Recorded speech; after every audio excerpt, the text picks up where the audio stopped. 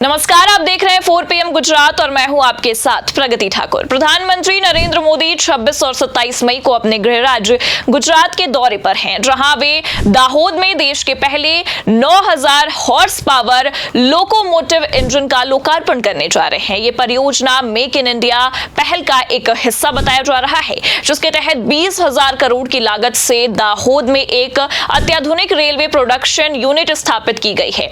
ये यूनिट से अलग 10 वर्षों में 1200 इंजनों के निर्माण का दावा किया जा रहा है, जो न केवल भारतीय रेलवे की क्षमता को बढ़ाएगा बल्कि रोजगार को बढ़ाने का भी वादा करता है। लेकिन सवाल यह है कि क्या यह परियोजना वास्तव में भारतीय रेलवे और अर्थव्यवस्था के लिए गेम चेंजर साबित होगी, या यह सिर्फ एक और प्रचार प्रसार का एक हथकंडा है जिसे सत्तारूढ़ भारतीय जनता पार्टी अपनी छवि चमकाने के लिए इस्तेमाल कर रही है। 2014 में जब नरेंद्र मोदी ने मेक इन इंडिया अभियान की शुरुआत की थी तो इसे भारत को वैश्विक विनिर्माण केंद्र बनाने का सुनहरा सपना बताया गया था। दाहोद में 9000 HP लोकोमोटिव इंजन की फैक्ट्री को भी इसी अभियान के तहत एक बड़ी उपलब्धि के रूप में पेश किया गया था। लेकिन विपक्षी दलों, खासकर कांग्रेस और अन्य क्षेत्रीय पार्टियों का यह कहना है कि यह परियोजना समय से पहले प्रचारित हो रही है और इसके पीछे ठोस परिणामों की कमी साफ दिखाई देती है। कांग्रेस नेता मल्लिकार्जुन खड़गे ने इस परियोजना पर सवाल उठाते हुए कहा है कि यह सरकार हर बार बड़े बड़े वादों के साथ प्रचार तो करती है, लेकिन धरातल पर नतीजे ना के बराबर होते हैं। दाहोद प्रोजेक्ट की घोषणा वर्षों पहले हो चुकी थी, लेकिन इसे अब तक पूरा क्यों नहीं किया गया? क्या यह सिर्फ चुनावी स्टंट है? खड़गे का यह बयान उस समय और भी महत्वपूर्ण हो जाता है जब हाल ही में पहलगाम आतंकी हमले के बाद सरकार की सुरक्षा नीतियों पर सवाल उठे हैं। अब आपको बता दें कि दाहोद में इस लोकोमोटिव इंजन प्रोजेक्ट को मार्च 2025 तक पूरा करने का वादा किया गया था, लेकिन इसमें देरी हुई है। यह पहली बार नहीं है जो मोदी सरकार की महत्वाकांक्षी परियोजनाओं में देरी की बातें सामने आ रही हूं। बुलेट ट्रेन प्रोजेक्ट, जिसका शिलान्यास 2017 में हुआ था, आज भी अधर पर लटका हुआ है। गुजरात में ही साबरमती रिवर फ्रंट और अन्य परियोजनाओं के साथ भी यही कहानी दोहराई गई है। विपक्ष का तो आरोप है कि सरकार केवल उद्घाटन और लोकार्पण के मौके तलाशती है ताकि जनता के बीच अपनी उपलब्धियों का ढोल पीटा जा सके। वहीं कांग्रेस प्रवक्ता जयराम रमेश ने इस मुद्दे पर तंज कसा है और कहा है कि मोदी जी को उद्घाटन और रिबन काटने का बड़ा शौक है, लेकिन क्या वो ये बता सकते हैं कि इस प्रोजेक्ट से कितने स्थानीय लोगों को रोजगार मिला, कितने इंजन अब तक बनाए गए? ये सिर्फ एक और जुमला है। अब आपको बता दें कि हाल ही में हुए पहलगाम आतंकी हमले ने सरकार की सुरक्षा नीतियों को कटघरे में खड़ा कर दिया है। कांग्रेस ने दावा किया है कि हमले से 3 दिन पहले प्रधानमंत्री को खुफिया जानकारियां मिली थी, फिर भी कोई ठोस कदम नहीं उठाया गया। इस हमले में 26 लोगों की जानें गई और विपक्ष ने इसे सरकार की नाकामी भी करारा।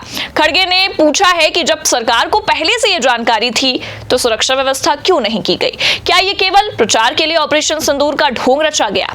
इसी बीच बीजेपी ने विपक्ष के इस आरोप को राष्ट्र विरोधी करार दिया है और पलटवार किया है। बीजेपी प्रवक्ता रविशंकर प्रसाद ने कहा है कि कांग्रेस हमेशा देश को कमजोर करने की कोशिश करती है। ऑपरेशन सिंदूर ने यह दिखाया कि मोदी सरकार आतंकवाद के खिलाफ जीरो टॉलरेंस की नीति पर काम करती है, लेकिन विपक्ष का यह कहना है कि आतंकवाद के खिलाफ कठोर रुख का दावा करने वाली सरकार दाहोद जैसे प्रोजेक्ट्स को प्रचार के लिए इस्तेमाल करती है ताकि जनता का ध्यान मुख्य मुद्दों से हटाया जा सके। दाहोद लोकोमोटिव प्रोजेक्ट को रोजगार देने का बड़ा माध्यम बताया जा रहा है। सरकार का यह दावा है कि यह यूनिट हजारों प्रत्यक्ष और अप्रत्यक्ष रोजगार पैदा करेगी, लेकिन स्थानीय लोग और विपक्षी नेता इस दावे पर सवाल भी उठा रहे हैं। दाहोद के एक स्थानीय कार्यकर्ता ने बताया है कि यहाँ के युवाओं को अभी तक कोई बड़ा रोजगार नहीं मिल सका जो नौकरियां भी दे। वो ज्यादातर अस्थायी है। बड़े बड़े ठेकेदारों को तो फायदा हो रहा है, लेकिन स्थानीय लोगों को सिर्फ और सिर्फ आश्वासन ही मिल रहे हैं। वहीं रोजगार के मुद्दे पर बीजेपी की चुप्पी भी सवाल खड़े करती है। सरकार ने यह नहीं बताया है कि इस प्रोजेक्ट से कितने स्थायी रोजगार दिए गए हैं और कितने स्थानीय लोगों को इसका लाभ में मिला है। वहीं स्थिति तब और गंभीर हो जाती है जब देश में बेरोजगारी की दर लगातार चिंता का विषय बन जाती है। वहीं मेक इन इंडिया के तहत दाहोद प्रोजेक्ट को एक बड़ी उपलब्धि के रूप में पेश किया जा रहा है, लेकिन आलोचकों का तो यह कहना है कि यह अभियान अब तक अपने वादों को पूरा करने में नाकाम रहा है। 2014 से अब तक विनिर्माण क्षेत्र में भारत की हिस्सेदारी वैश्विक स्तर पर ज्यादा नहीं बढ़ी है। इसके अलावा कई परियोजनाएं या तो कागजों पर ही सीमित है या फिर देरी का शिकार हो रही हैं। दाहोद प्रोजेक्ट भी इसकी एक मिसाल ही पेश करता है। अब आपको बता दें कि विपक्ष का यह भी आरोप है कि सरकार इस तरह की परियोजनाओं को केवल अपने गृह राज्य गुजरात में केंद्रित कर रही है ताकि वहां बीजेपी की राजनीतिक जमीन मजबूत हो। कांग्रेस नेता पी चिदंबरम ने हाल ही में गुजरात में एक कार्यक्रम के दौरान कहा था कि मोदी जी हर बार गुजरात को ही क्यों चुनते हैं? क्या बाकी राज्यों में ऐसी परियोजनाओं की जरूरत नहीं है? बीजेपी इस लोकोमोटिव इंजन के लोकार्पण को एक ऐतिहासिक कदम बता रही है, लेकिन विपक्ष का कहना है कि यह सिर्फ एक और प्रचार प्रसार का मौका है और जुमला है। पहलगाम हमले के बाद सरकार पर दबाव काफी ज्यादा बढ़ा है और ऐसे में ये लोकार्पण जनता का ध्यान बांटने का एक बेहतरीन जरिया भी हो सकता है। कांग्रेस ने बीजेपी पर हमला बोलते हुए कहा है कि जब देश आतंकवाद से जूझ रहा है तब सरकार रिबन काटने में व्यस्त है। इसके अलावा बीजेपी पर यह भी आरोप लग रहे हैं कि वो अपने विरोधियों को चुप कराने के लिए सोशल मीडिया और प्रचार तंत्र का दुरुपयोग कर रही है। हाल ही में कांग्रेस के एक सोशल मीडिया पोस्टर जिसमें प्रधानमंत्री को गायब बताया गया था, उस पर बीजेपी ने तीखी प्रतिक्रिया दी। बीजेपी ने इसे राष्ट्र विरोधी भी करार दिया, लेकिन कांग्रेस ने पलटवार करते हुए कहा कि सरकार की नाकामियों को उजागर करने का ये एक तरीका था। दाहोद में 9000 HP लोकोमोटिव इंजन का लोकार्पण निश्चित रूप से भारतीय रेलवे के लिए एक महत्वपूर्ण कदम भी हो सकता है, लेकिन इसके पीछे की सच्चाई को नजरअंदाज नहीं किया जा सकता है।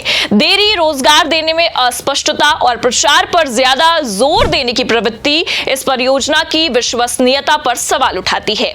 विपक्ष का तो यह कहना है कि सरकार को केवल उद्घाटन और लोकार्पण की राजनीति से हटकर ठोस परिणामों पर ध्यान देना चाहिए। वहीं बीजेपी लगातार विकास पुरुष की छवि को चमकाने की कोशिश में लगी है और इस प्रक्रिया में तकनीकी उपलब्धियों का इस्तेमाल एक राजनीतिक हथियार की तरह कर रही है। पर जनता अब यह सवाल कर रही है कि विकास दिखता है लेकिन महसूस क्यों नहीं होता? गुजरात एक बार फिर पीएम मोदी के लिए विकास की प्रयोगशाला बना। ये वही राज्य है जहां से उनकी राजनीतिक यात्रा शुरू हुई थी और अब भी बीजेपी की सबसे मजबूत राजनीतिक जड़ें वहीं पर टिकी हैं। लेकिन जब प्रधानमंत्री एक राज्य विशेष को बार बार प्राथमिकता देते हैं जबकि पूरे देश को समान रूप से प्रतिनिधित्व और संसाधनों की जरूरत है, तब सवाल उठता है, क्या देश चल रहा है या सिर्फ गुजरात केंद्रित ब्रांडिंग हो रही है?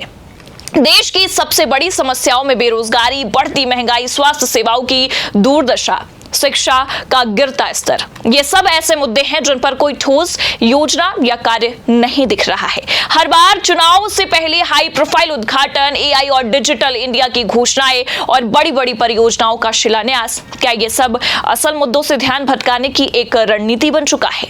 बता दें कि एक आम नागरिक जिसने रेलवे में टिकट नहीं लिया, जो महंगाई से परेशान है, जिसे अस्पताल में बेड नहीं मिल पा रहा है, उसके लिए ये 9000 HP क्या मायने रखता है? वही विकास का मतलब सिर्फ इंजन की ताकत नहीं होता, बल्कि एक आम आदमी की जिंदगी में फर्क लाना होता है। क्या देश के किसान की आमदनी दोगुनी हुई? क्या ग्रामीण इलाकों में स्कूलों की हालत सुधरी?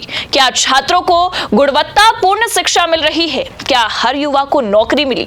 अगर नहीं तो फिर इन घोषणाओं की कीमत किसके खून पसीने से चुकाई जा रही है? 9000 हॉर्स पावर वाला लोकोमोटिव तकनीकी रूप से सराहनीय कदम तो हो सकता है, लेकिन अगर इसे चुनावी शो पीस बना दिया जाए तो ये लोकतंत्र की आत्मा के साथ एक मजाक है। देश को ऐसे इंजन की नहीं बल्कि ऐसे नीतियों की जरूरत है जो हर नागरिक को सशक्त बनाए, न्याय दे और विकास का हिस्सा बनाए।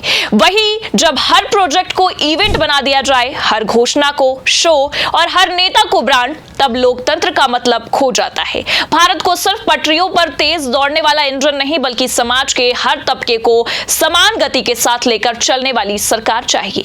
वहीं जब तक इस प्रोजेक्ट से जुड़े रोजगार, उत्पादन और दीर्घकालिक लाभों की स्पष्टता तस्वीर सामने नहीं आती है, तब तक ये कहना मुश्किल है कि ये परियोजना वास्तव में मेक इन इंडिया की भावना को साकार कर पाएगी। फिलहाल ये लोकार्पण केवल एक और शोर शराबे वाला आयोजन नजर आता है, जिसका असली प्रभाव समय ही बता पाएगा। फिलहाल के लिए तो इस खबर में इतना ही। ऐसी तमाम बड़ी खबरों के लिए देखते रहिए 4 PM गुजरात। नमस्कार।